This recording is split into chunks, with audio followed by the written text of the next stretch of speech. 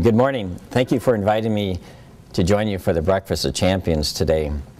You know, I'm used to giving talks about Mercy programs, but when Jennifer Johns, when she was still executive director at UROC, asked me to do this talk, I told her the Mercy programs that I was going to talk about, and she said, you know, we really don't want to hear about Mercy programs. We want to hear about you and your life story.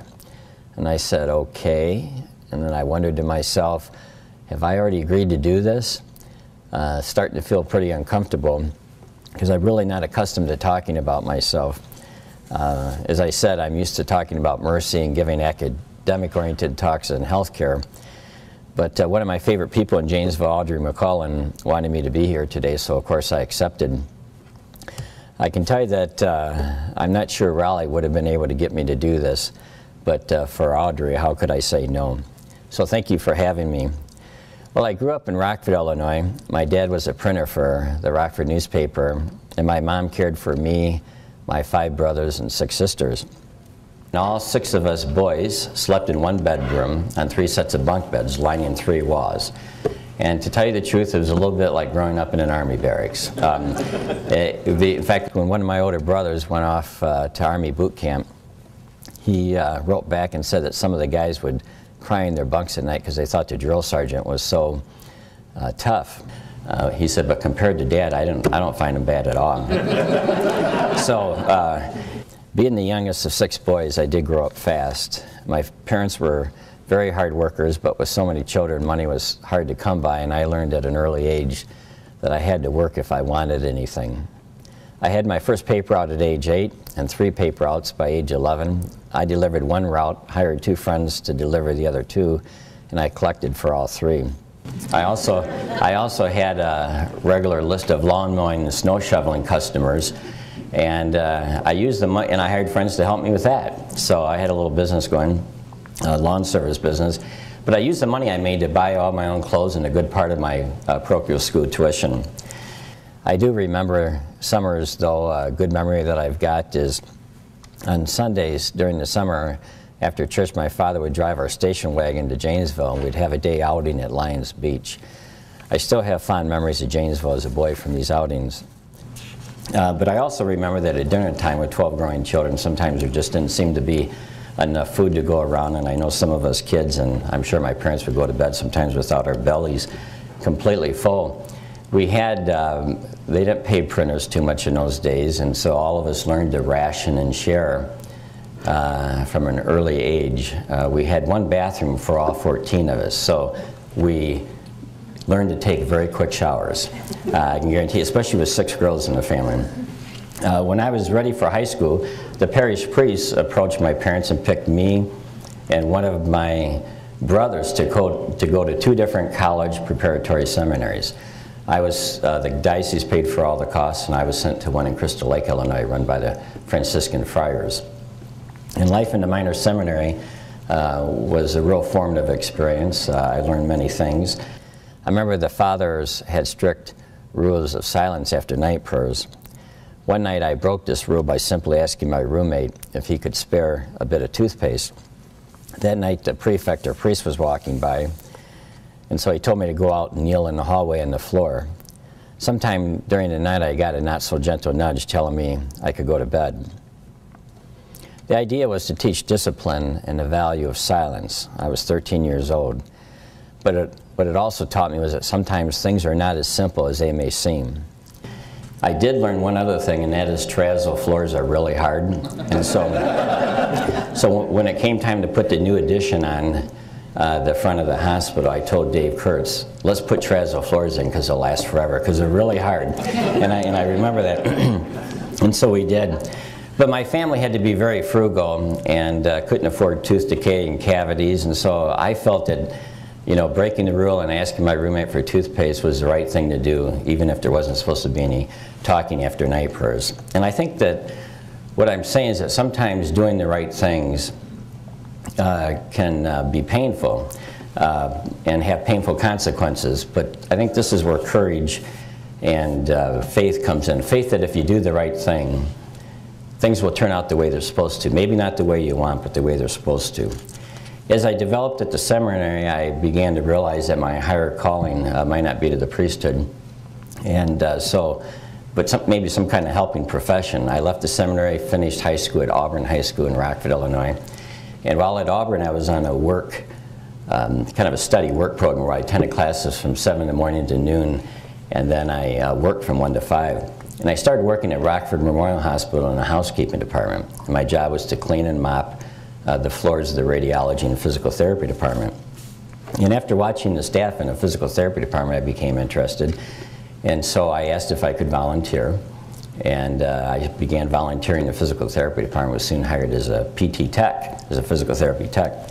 When summer came, I worked full-time as a physical therapy tech and bagged groceries in the evenings and weekends and made pizzas until 1 in the morning. Did all these jobs so I could save money for my college room and board, since I was determined to get a scholarship. I entered Northern Illinois University in DeKalb on a full scholarship, and with thoughts of renewed hope and inspiration. I was the only one in my family to go to college, out of all 12 of us, and my father was very unhappy about it and fought me hard. He wanted me to go into a trade like printing or bricklaying, and he made it clear he wasn't going to give me a dime of help because he was very much against my going to college. But when I headed off to college, I did have thoughts of renewed hope and inspiration. I'm stressing the word thoughts here, because a few of you in this room know that I've had a lifelong friendship with Father Daniel. And Father Daniel's been my spiritual mentor for the last 49 years. The first time I met Father Daniel, I was 10 years old. My own father took me on a retreat to the monastery where Father Daniel's a monk. That weekend, Father Daniel and I made a heartfelt connection, and we've communicated virtually every Sunday for the last 49 years. In the early years by letter, and the last 35 years by telephone. And even though my own father stopped going to the monastery a few years later, when I got old enough to get my driver's license, I would take myself, and Father Daniel and I continued the friendship all these years. And we've always seen each other at least once or twice a year. Father Daniel is now 104 years old and is going very strong. Has been a part of every major decision of my life.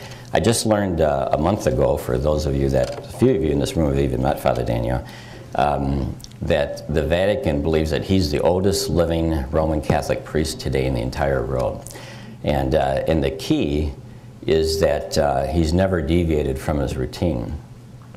Now, Bill from Baker Tilly told me that he was thinking of going part-time and slowing down, and I said, that's a mistake. You'll die. And I said, well, what you want to do is keep up your daily routine, because once you slow down, that's when your mind and your body goes. And I've watched Father Daniel. That's been the secret. He's never changed his routine.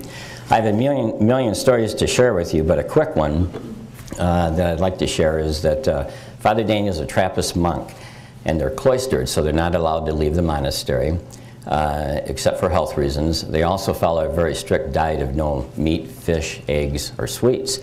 And they used to sleep on straw mattresses in the early years. So for close to 50 years, Father Daniel had never left the monastery. As he became older, I helped him with his doctor's appointments, where he'd need to leave the monastery for a day or two for medical testing. And I remember like it was yesterday, the first time I went to pick him up, I took him for his medical test. And that night I brought him back to my house for dinner. And when the monks are outside the monastery, the strict dietary rules don't apply. So we ate a nice dinner, food that he had not eaten in years, and I thought I'd play a joke on him. My wife had made a chocolate cake, sheet cake, with chocolate icing for dessert. So I went in and cut the sheet cake in half, and I put it on a big turkey platter. And then I took a full half-gallon of vanilla ice cream, peeled the carton off, and set that in the center of half of the sheet cake. And then I very nonchalantly, just kind of matter-of-factly walked out and placed it in front of me. I said, here, Father, is your dessert. And I expected him to say, oh, wow, I could never eat all this, and we'd all share at the table. Instead, he just very humbly said, thank you. And he picked up his fork, and I kid you not, proceeded to eat every bit of it. And I guess after not eating sweets for 50 years, he deserved it. But going back to thoughts, Father Daniel has always stressed to me the supreme power of our minds, our thoughts, that can be our greatest assets and sometimes our greatest enemies. He'd say that our thoughts really determine our attitudes and our moods, and our attitudes have a lot to do and play into the decisions that we make each day and the actions we take, and that our actions through life really determine how we end up. The other comment that I always liked or saying is he'd always say, it's not what happens to you in life that counts, it's how you react to it. During the summer, though, after my last year at college, when I was working as a physical therapy tech, I met an aspiring young woman, an x-ray technologist at Rockford Memorial Hospital. And the way that she approached her work with such caring and a smile always on her face made a real impression on me. So one day I saw her in the hall, and I got my confidence up, and I asked her if she wanted to go feed the ducks at a pond after work by the hospital.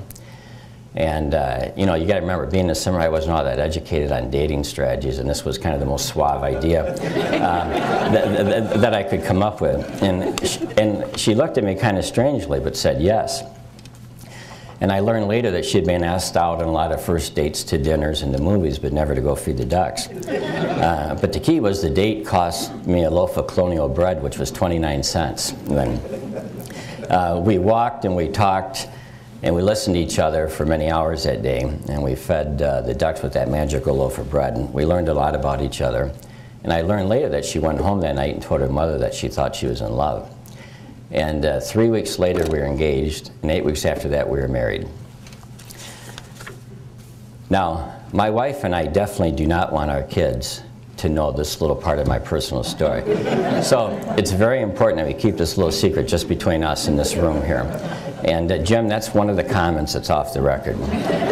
But that's very much of a true story. I know that comes as a shock to you, except for those of you that have watched the Mercy Emergency North building go up on Deerfield Drive. You should probably know that I am and always have been one to work under tight deadlines. And but today, the good news is that 38 years and 6 children later, and my wife Vita still makes a little loaf of bread each year on our anniversary. During college at NIU, I decided I wanted to become a physical therapist, and I knew I had to be accepted to physical therapy graduate program at the Mayo Clinic because it was the only physical therapy school in the country that didn't charge tuition and actually provided a monthly stipend to cover room and board. And I think because of this, probably every college student in the country that wanted to go to physical therapy school applied there. They've got over 2,400 applications for 40 spots. So in the fall of 1973, after our summer whirlwind romance, Vita and I moved to Rochester, Minnesota, so I could attend graduate school in physical therapy at Mayo. After I finished my graduate studies, I spent a year as an administrative intern for the Franciscan Sister CEO of St. Mary's Hospital, part of the Mayo Health System. This internship was really difficult to get. Many people wanted this internship, and so you may wonder, well, how did you get it? Well, I was walking home one night after work, and I saw a little nun that stands about 5 feet, 1.5 inches tall, working in the garden behind the hospital, and she was struggling to lift a heavy bucket, and so I asked her if she needed help, and she accepted gratefully. And then she proceeded to hand me a shovel, and as nuns will do. And so I got the hint, and I helped her turn the soil over in her garden for a couple hours. But we talked a lot, and she asked me where I worked, and I told her. And we talked about a lot of things, but she asked me what my goals in life were, and I told her. And one of them was that someday I'd hope to go into hospital administration. A few days later, I was working in physical therapy, and my supervisor came out and said, Javon, you're being called down to the CEO's office. And you can imagine how I was feeling. My mind started to race, like, okay, what did I do now, you know? And I didn't know who the CEO was of this big hospital, part of the Mayo Health System. I walked into the CEO's office, and behind a desk was this little nun that I'd helped in the garden a few nights before. She had never told me that she was the CEO. She told me that she was offering me an administrative internship, and I'd be working under her. So I think this is kind of an example of good things coming from always doing the next right thing. Maybe being in the right place at the right time, but also doing the next right thing. Because if I hadn't offered to help, it wouldn't have mattered to be in the right place at the right time. I think we all need God to open doors and break down barriers in our lives for us, but we have to suit up and show up each day and always do the next right thing. After my one-year internship, I was accepted at the University of Minnesota during a master's in hospital and healthcare administration and a full scholarship. And when I finished my master's in hospital and healthcare administration, I was honored to have the same sister CEO asked me to come back and serve as one of only 3 operating vice presidents, reporting to her as the CEO of the 1,250-bed St. Mary's Hospital, which is one of the largest 2 or 3 hospitals in the country at the time. I was 26 years old and had responsibility for a large number of St. Mary's and Mayo-related departments, making regular presentations to the board of directors at the Mayo Health System. Most department directors who reported to me were twice my age, and their department budgets were larger than many community hospitals' entire budgets. These same much older and very experienced directors had known me 2 years before as a neophyte administrative intern, and here I was coming back 2 years later as their boss. So you can kind of imagine the challenge that it was for everyone involved, at least for the first couple of years until I proved myself. I know that may be hard to believe, but we always have a healthcare expert on the board, and Tom Pua is an administrator at Mayo, and he knows all these stories I just shared with you very well, because it kind of is part of the Mayo Clinic folklore. It makes me wonder today, though, what Sister was thinking when she made me a vice president at such a young age of such a large hospital. I think what she basically did was give me an opportunity to prove myself, although on a very large stage.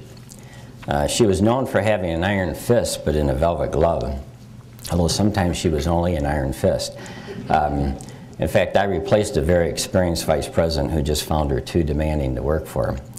I think what, for me though, again, compared to my father, I found her to be a real softie. And what the vice president, I think, referred to as demanding and pressure, she called excellence.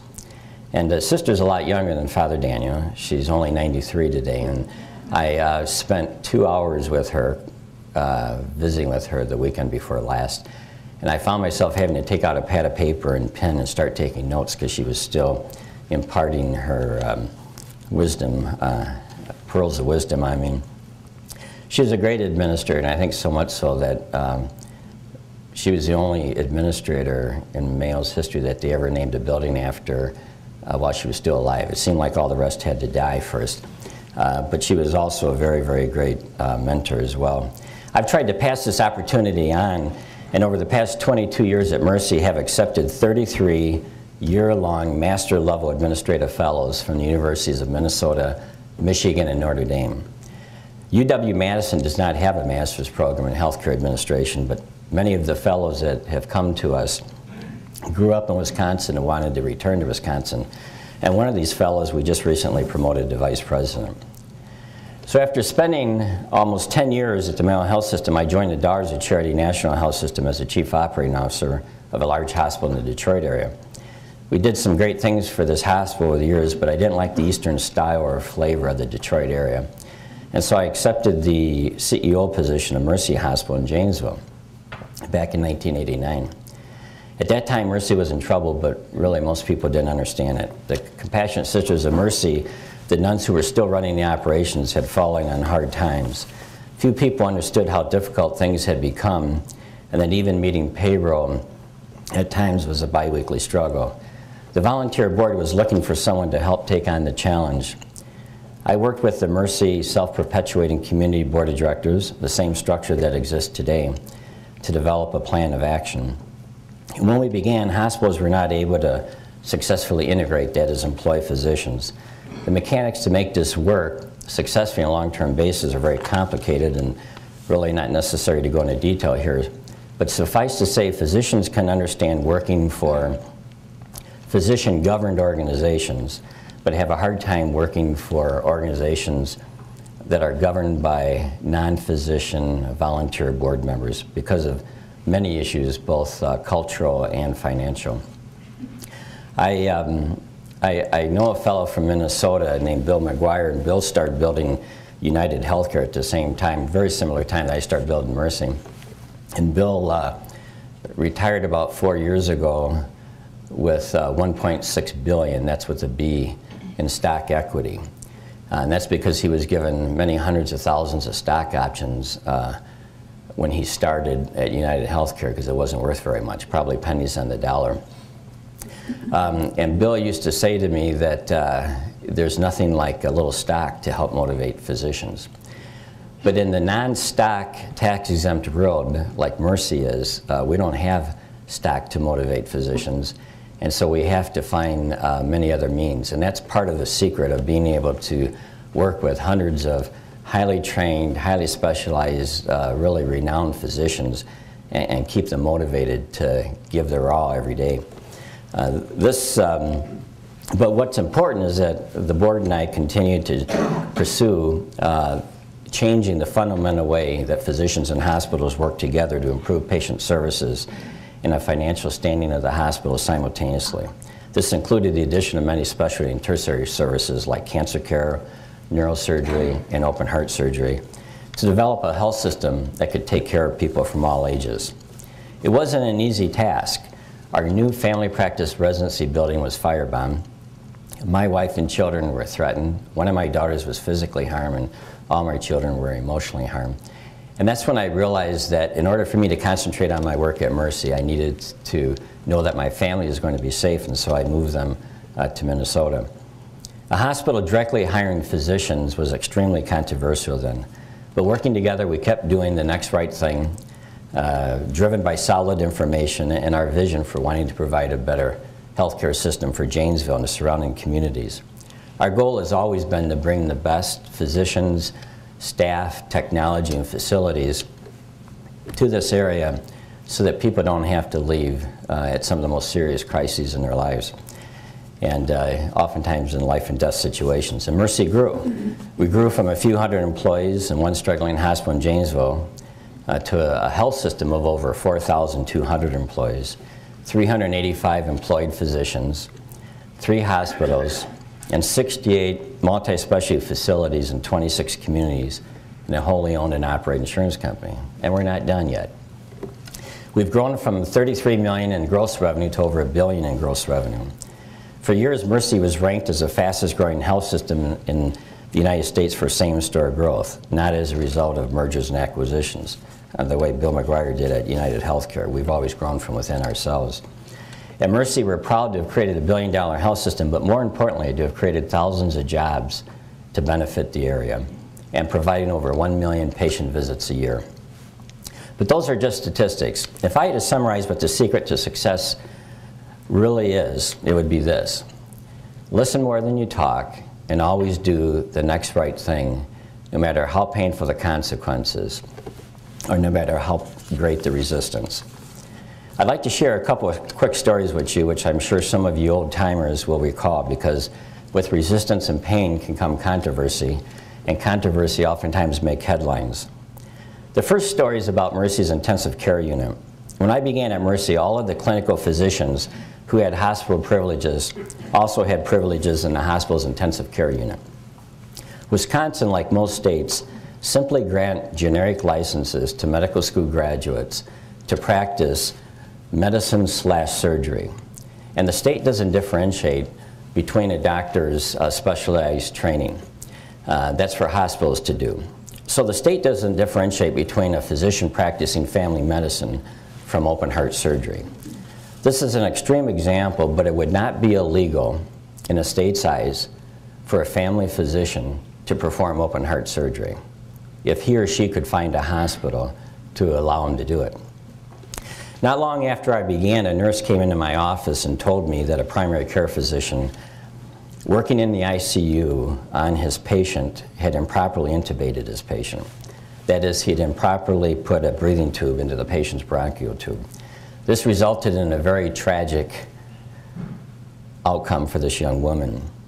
I immediately decided that the right thing to do was to take the ICU privileges away from all physicians, except for those physicians with specialized training in ICU procedures who could properly care for patients in the ICU. There was a tremendous amount, those of you that were here at that time, there was a tremendous amount of controversy and resistance from the hospital medical staff because of this decision. So much so that some of the physicians sued, saying that I was unjustified in taking her privileges away to practice in the ICU.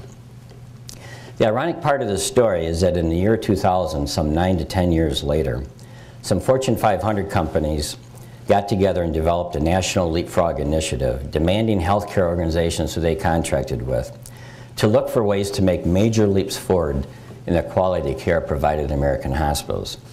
After an intense study, a list of priorities was developed for making significant strides quickly in the quality of care of hospitals. Number one on their priority list, closing intensive care units to only those physicians who have specialized training in intensive care procedures. Number one on my priority list 10 years before the Leapfrog Initiative was providing properly trained physicians for the safety and protection of our patients in the ICU and everywhere else in the hospital. Mercy patients were receiving this higher level of care almost a decade earlier before what the majority of other hospitals were offering, even in the year 2000. I remember visiting a patient at a nationally renowned hospital in 2004 and was shocked to learn that they still had not restricted the ICU to only physicians properly trained in ICU procedures.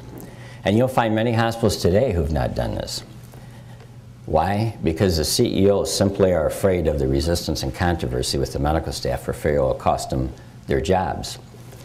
And why do they have this fear? Because they don't believe that volunteer board members, volunteer non-paid board members who don't have anything invested in the organization will stand behind them in the face of controversy. But I believed that under the steadfast leadership of our board chairman, Raleigh McCullen, that our board would stand strong behind the CEO's efforts in trying to do the right thing. And that's a big reason why these changes were able to be made.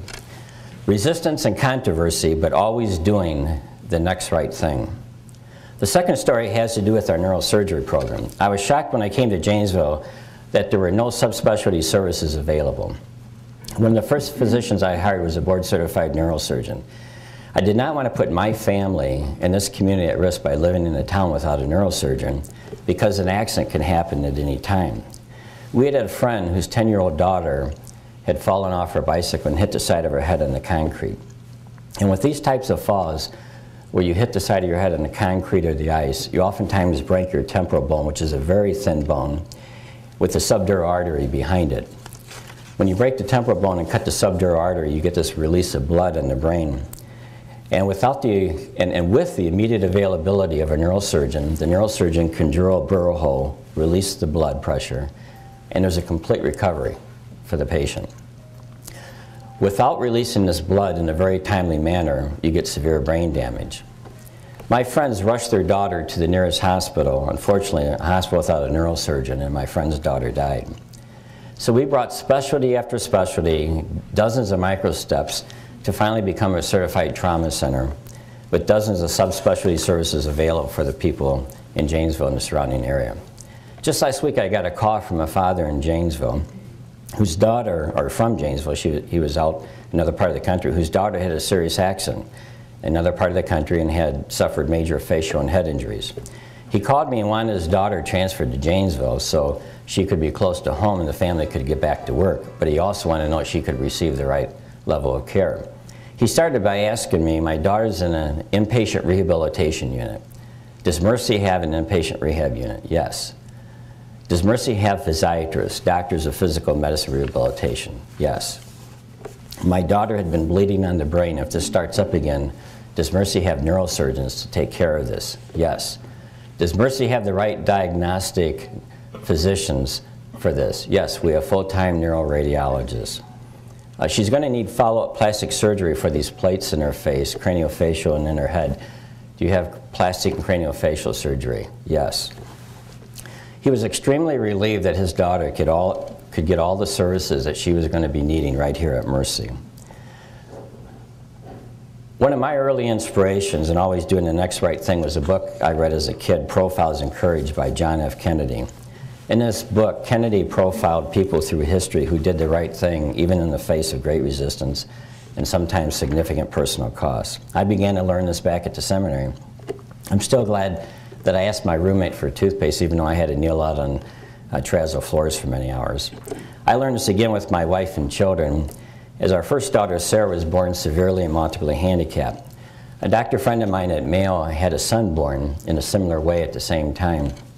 And he and his wife decided not to have any more children because they were afraid. They stated they were afraid of having another handicapped child. Then I remembered what Father Daniel said to me. It's not what happens to you in life that counts, it's how you react to it. My wife and I decided to have more children. We ended up having 5 more children. Sarah lived with us at home till she was 23. She required help with all activities of daily living, including dressing, feeding, and toileting, which all 5 of her siblings were able to help participate with. Sarah participated in all family outings, activities, and vacations with us. All 5 of Sarah's siblings are doing very well in life, but the interesting part is that all 5 of them state that their success is due to the influence that Sarah had on them. And I see at Mercy every day, always doing the next right thing in action as I listen to the talented physicians, managers, and partners that work with me. Numbers, awards, success, these aren't the things you strive for, but I think they're the result of staying the course and always doing the next right thing.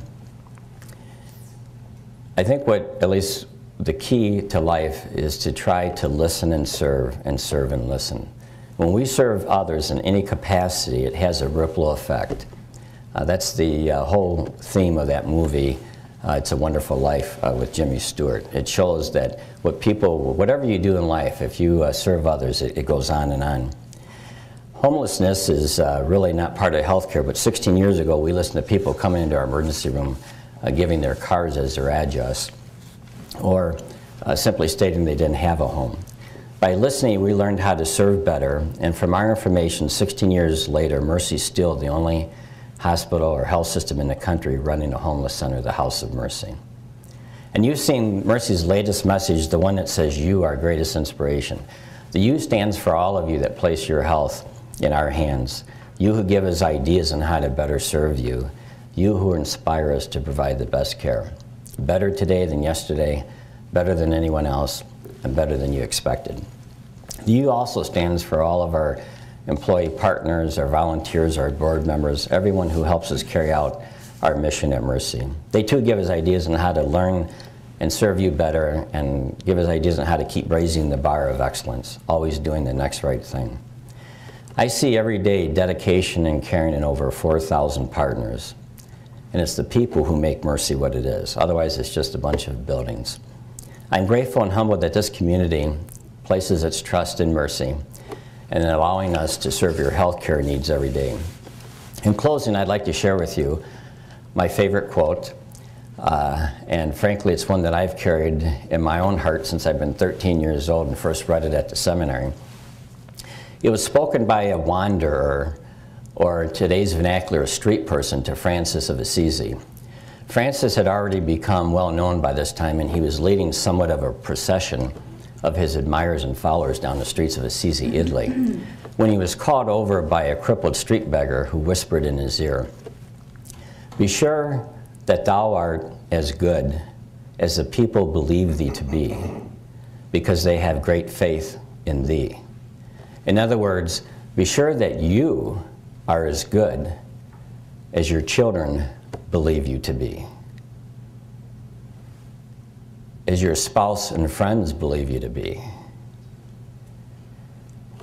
as your co-workers and employees believe you to be, as your customers and clients believe you to be, and as your students and patients believe you to be, for they have great faith in you. Thank you for inviting me to share my story with you today.